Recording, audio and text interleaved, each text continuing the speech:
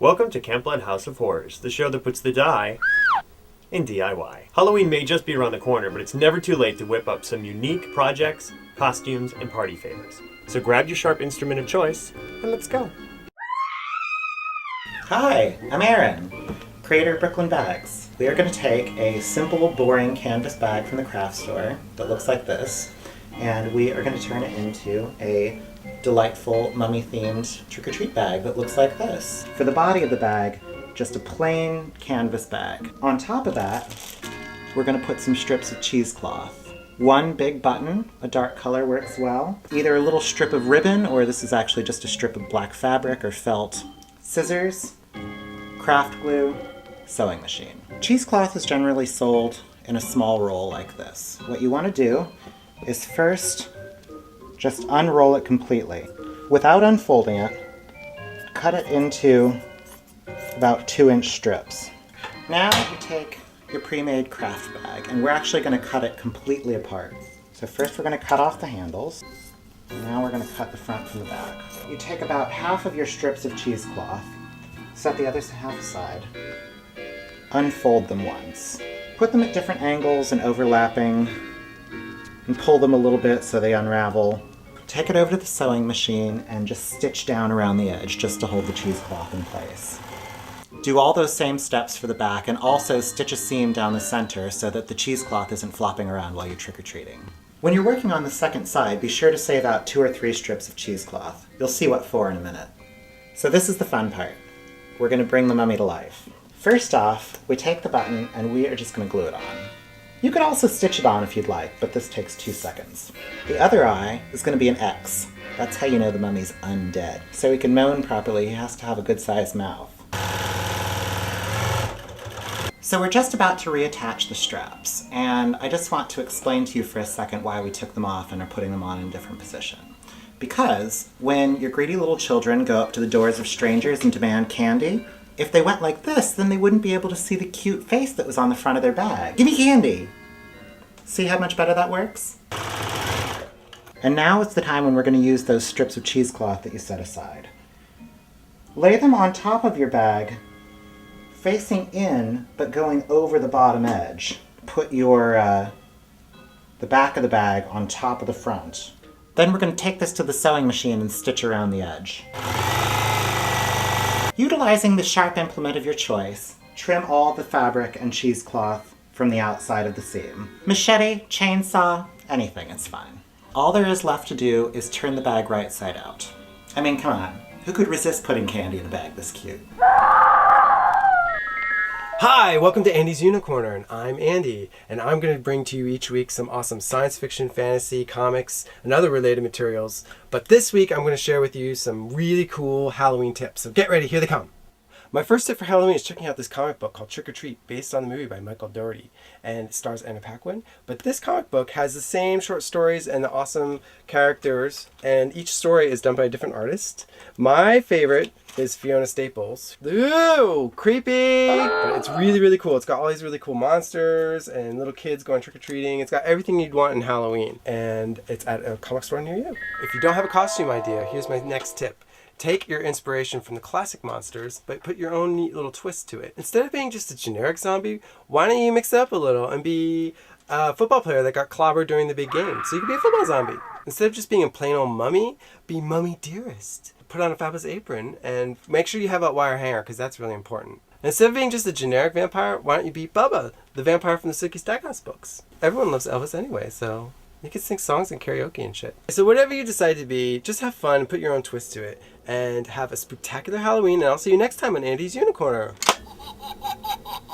Here at CampBlood.org, we pride ourselves on our refined palates. But for whatever reason, some people just don't like the taste of hookers. So I've invited my friend Christian over to share a ghoulish recipe for a Halloween party treat. I'm Christian, I'm a baker, and I live in Brooklyn, New York, and I have a website called bakerinbrooklyn.com. Today I'm going to show you how to make really scary treat. They're called ladies' fingers, and I'm going to show you how to do them right now. So the first thing we have to do to make our ladies' fingers is do our nails. We're going to use some nice raw cashews, a tiny paintbrush, and some food coloring. And girl, we're just going to do our nails up. The next thing you have to do is make the dough. I just use 1 packet of active dry yeast, and you actually don't have to write any of this down. It's all going to be on my website later. You have to add 1 tablespoon of salt and a cup of flour. You have to mix that up for about a minute or 2 until it all gets incorporated, and you add about 3.5 cups of flour until it turns into a nice thick dough. So just have to wait a couple minutes now for this to come together. It might be a good time for a beer. Okay. Go ahead and pull your dough out. Whenever I need dough, I always think of my boyfriend's ass. I'm just kidding, I don't have a boyfriend. Totally single right now. I like to cut the top of it, keep it in a nice warm spot, it'll blow up, and you'll be ready to go in about an hour, hour and a half. And now I'm just gonna roll them out and I'll show you how to make them. You can stick a knuckle on them, you can stick a bone in them. I always like to give them a little bit of a knuckle, so it looks like a finger. Just give it a little pinch, just like that. I know right now it just looks like a pile of beige turds. And just like kind of chop off the ends. You have to poach the fingers so that they hold their shape when you put them in the oven. You're gonna drop your fingers in, the ones you made, not the ones that are attached to the ends of your hands. I'm gonna stick a bone in the back of them. You're sticking your bones into the backside that you cut off. Here's the fun part, it's time to do our nails again. So you just wanna take your nails right in the tip. So your bone's coming out the back, and you're gonna stick your fingernail right in the tip. The really good thing about this project is if you break a nail, just eat it. Really, really sharp knife is really helpful. I'm just gonna cut some wrinkles into where the knuckles are.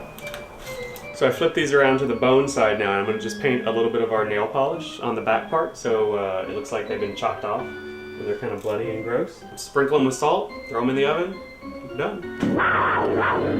It's time to pull these things out of the oven and see how scary they are. Ready?